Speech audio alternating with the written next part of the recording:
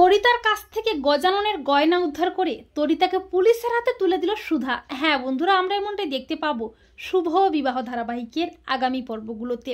সুধা ঝিনুককে বলে গজাননের সন্ধ্যা আরতির আগে গজাননের হার উদ্ধার করে ঠাম্মির হাতে তুলে দিতেই হবে, কিন্তু কিভাবে গয়নাটা আমি উদ্ধার করব। আর ঠিক তখনই সমুদ্র সুধাকে একটা কাগজের টুকরো দিয়ে বলে, বৌদিমণি এটা চিরকুট দিয়েছে তোমাকে। চিরকুটের দেওয়া লেখাটা পড়ে সুধা চমকে যায়। সুধা জানতে পারে তরিতাই গজাননের সমস্ত গয়না চুরি করেছে। এরপর সুধা তার বাড়িতে যায় তার মায়ের অসুস্থ হওয়ার খবর পেয়ে। কিন্তু ইন্দ্রজিতের প্ল্যান মতো প্রেস হাজির হয় সুধার বাপের বাড়িতে। সুধাকে অনেক প্রশ্নের সম্মুখীন হতে হয়, কিন্তু সুধার বিপদে তেজ সুধার পাশে দাঁড়িয়ে সুধার সম্মান রক্ষা করে সুধাকে বসু মল্লিক বাড়িতে নিয়ে আসে।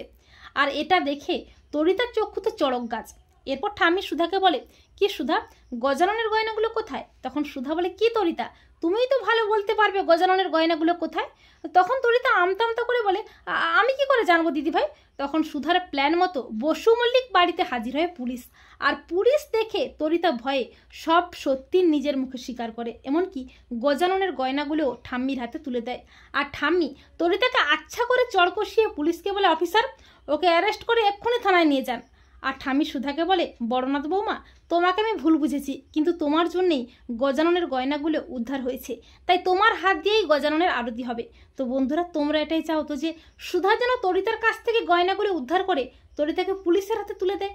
এক্ষুনি কমেন্ট করে জানিয়ে দাও তোমাদের মতামতটি।